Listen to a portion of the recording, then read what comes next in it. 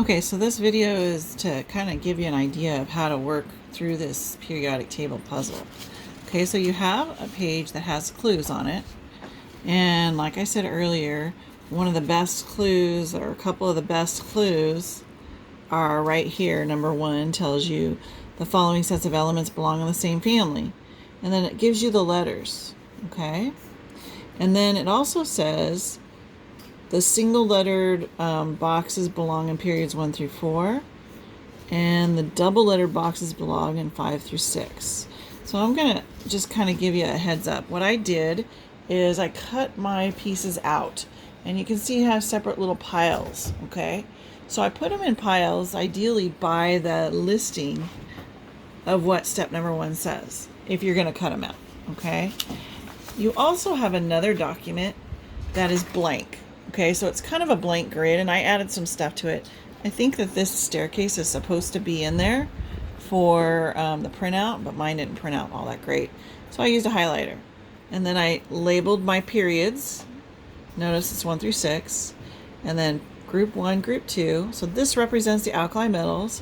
This one represents the alkaline earth metals. And then it skips all the transition metals. Boron family, carbon family, nitrogen, oxygen, halogens, and then the noble gases. Okay, so also what I didn't write down here is the single lettered ones are going to go here. So this is going to be A through Z, all in periods 1 through 4. And so that tells me already that the double letter ones are going to go down here. So that's like double A through, I think it's double P. Okay, it might be bigger than that, but you get the idea that those are the double lettered ones.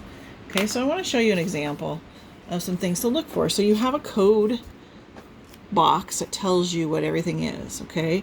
So it tells you the phase, and some of these things are blank, symbol, atomic number, and charge number, but some of them have charges. Okay, so for example, in this pile, I have EE, and it's a -1, okay?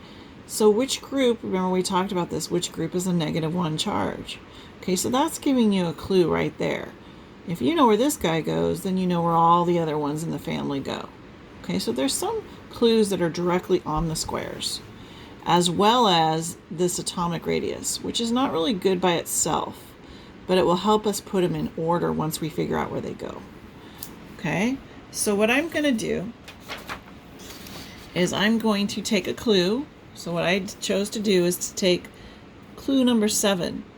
E is a noble gas. Okay, so then I'm going to take these guys that are all together, E, B, X, J, double D, double M, and now I know, since E is a noble gas, so are these other guys. Kind of have another clue here anyways. So some of the clues are good, some of them are better than others.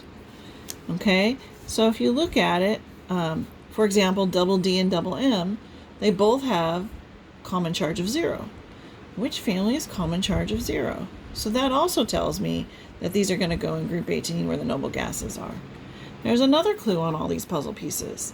They all tell me that they're all gases. Okay, so there's only one family that has all gases in it.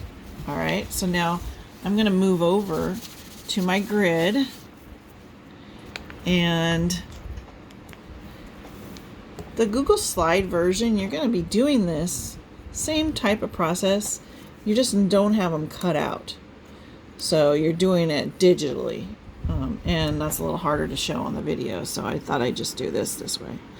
Okay, so now I know that these guys go here. And I know that the double lettered ones go on the bottom. And then the single lettered ones come up top.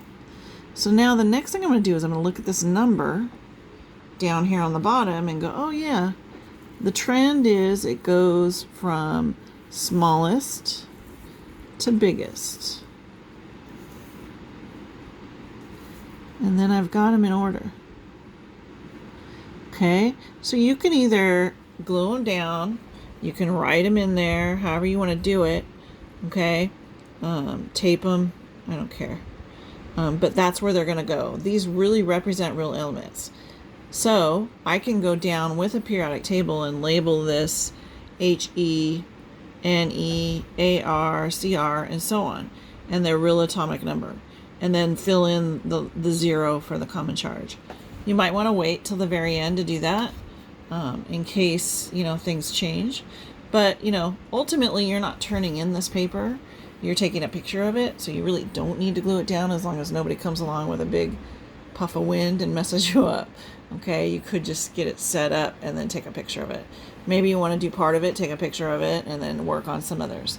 But ultimately, you have this whole thing in here, and I printed it on another piece of colored paper just to be easier to see. Everything is in the right order, and then you're going to fill in those blank lines. Last thing I want to tell you is if a clue in here contradicts a trend, like atomic radius, it's there for a reason.